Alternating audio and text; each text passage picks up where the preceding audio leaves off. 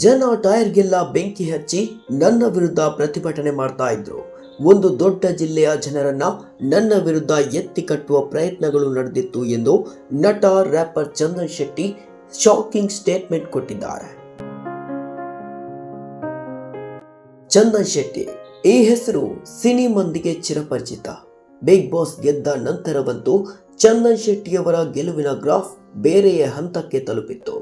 ದೊಡ್ಡ ಸಿನಿಮಾಗಳಿಗೆ ಹಾಡುಗಳನ್ನ ಬರೆದು ಕಂಪೋಸರ್ ಆಗಿ ಕೊನೆಗೆ ತಾನೇ ಸಿಂಗರ್ ಆಗಿ ಅಬ್ಬಾ ಒಂದು ಎರಡ ಆಲ್ರೌಂಡರ್ ಅನ್ಬೋದು. ಚಂದನ್ ಸಾಂಗ್ ಸಿನಿ ಪ್ರಿಯರಿಗೆ ಇಷ್ಟವಾದಂಗೆ ಚಂದನ್ ಅವರದೇ ಆದ ಆಲ್ಬಮ್ ಸಾಂಗ್ ಮಾಡೋಕೆ ಶುರು ಮಾಡಿದ್ರು. ಇದರಲ್ಲೂ ಯಶಸ್ಸು ಕಂಡ್ರು. ಈ ಯಶಸ್ಸಿನ ಅಲೆಯಲ್ಲಿರುವಾಗಲೇ ತಾನು ಪ್ರೀತಿಸಿದ ಹುಡುಗಿಯನ್ನ ಮದುವೆ ಮಾಡಿಕೊಂಡ್ರು.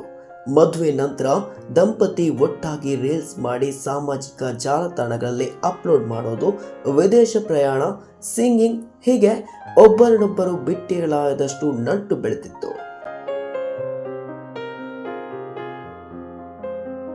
ಈ ಜೋಡಿ ನೋಡಿ ನೆಟ್ಟಿಗರು ಮನಸಾರೆ ಅರಸ್ತಾ ಇದ್ರು.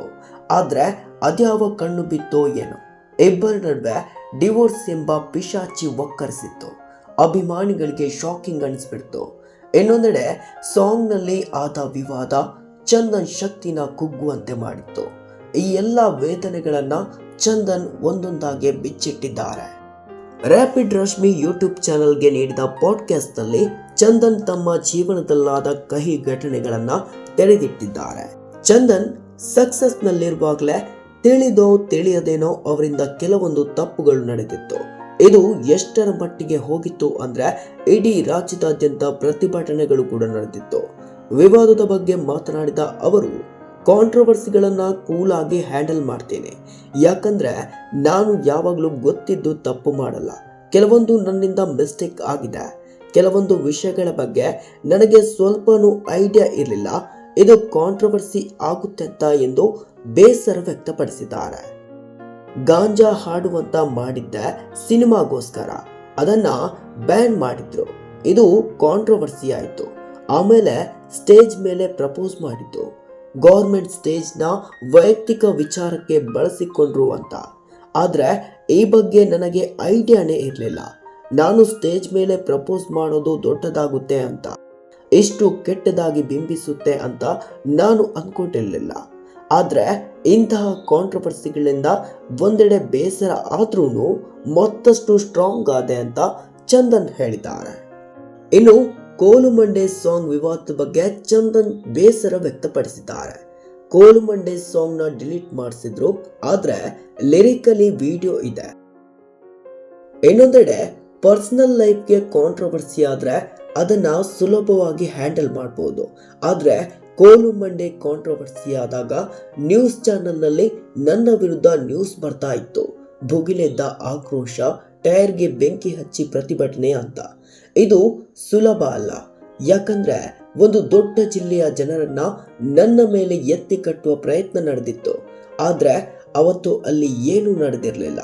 ಈ ಬಗ್ಗೆ ನಾನು ಯೋಚನೆ ಮಾಡ್ದೆ, ನನಗೆ ಯಾಕೆ ಹೀಗೆ ಆಗ್ತಿದೆ ಅಂತ ಅನ್ನಿಸ್ತು ಎಂದು ಚಂದನ್ ಬೇಸರ ವ್ಯಕ್ತಪಡಿಸಿದ್ರು. ಇನ್ನು ನಿವೇದಿತಾ ಅವರ ಜೊತೆಗಿನ ಡಿವೋರ್ಸ್ ಬಗ್ಗೆ ಮಾತನಾಡಿದ ಚಂದನ್ ಅವರು, ಒಂದು ಒಳ್ಳೆಯ ರೀತಿಯಿಂದ ಅಂತ್ಯ ಹಾಡಿದ್ವಿ. ಅವರು ನನ್ನ ಮೇಲೆ ಕೆಟ್ಟದಾಗಿ ಹೇಳೋದು, ನಾನು ಅವರ ಮೇಲೆ ಕೆಟ್ಟದಾಗಿ ಹೇಳೋದು, ಅದನ್ನ ಗಲೀಜು ಮಾಡೋಕೆ ಬಿಟ್ಟಿಲ್ಲ. ಇಷ್ಟ ಇಲ್ವಾ? ಎಷ್ಟೋ ದಿನ ನನ್ನ ಲೈಫ್ ನಲ್ಲಿ ಇದ್ದಿದ್ದಕ್ಕೆ ಥ್ಯಾಂಕ್ಸ್, ಚೆನ್ನಾಗಿರು ಅಂತ ಹೇಳ್ಬಿಟ್ಟು ಕೊನೆ ಮಾಡಿದ್ವಿ. ಇದು ಸರಿಯಾದ ಕ್ರಮ. ಆದ್ರೆ ಇವಾಗ ನಮ್ಮ ಮಧ್ಯದಲ್ಲಿ ಯಾವುದೇ ಸ್ನೇಹವಿಲ್ಲ ಎಂದು ಚಂದನ್ ಹೇಳಿದ್ದಾರೆ. ಕೊನೆಗೆ ತನ್ನ ಕಷ್ಟದ ಸಂದರ್ಭ ನೆನಪಿಸಿಕೊಂಡ ಚಂದನ್ ಶೆಟ್ಟಿ, ತಾನು ಆರಂಭದಲ್ಲಿ ಬೆಂಗಳೂರಿಗೆ ಬಂದಾಗ ಕನಸುಗಳನ್ನ ಹೊತ್ತುಕೊಂಡು ಬಂದಿದ್ದೆ. ಆದ್ರೆ ಯಾವಾಗ ಸೋತು ಹೋದೆ ಅಂದ್ಕೊಳ್ತೇನೋ ಆವಾಗ ವಾಪಸ್ ಹೋಗೋ ಪರಿಸ್ಥಿತಿ ಬಂದಿತ್ತು. ನಾನು ನನ್ನ ಲೈಫ್ನಲ್ಲೇ ಅಷ್ಟೊಂದು ಹತ್ತಿರಲಿಲ್ಲ. ಆವತ್ತು ತುಂಬಾ ದುಃಖ ಪಟ್ಟಿದ್ದೆ ಅಂದಿದ್ದಾರೆ.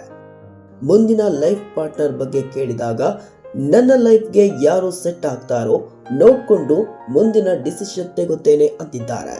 ಚಂದನ್ ಶೆಟ್ಟಿ ಈ ಮೂಲಕ ಮದುವೆ ಬಗ್ಗೆ ತುಟಿ ಬಿಚ್ಚಿದ್ದಾರೆ. ಇನ್ನು ಕೊನೆಯದಾಗಿ ರ್ಯಾಪಿಡ್ ರಶ್ಮಿ ಅವರು ನೆಕ್ಸ್ಟ್ ಯಾರನ್ನ ಪಾಡ್ಕಾಸ್ಟ್ಗೆ ಕರಿಬೇಕು ಅಂತ 3 ಹೆಸರು ಹೇಳೋಕೆ ಹೇಳಿದ್ದಾರೆ.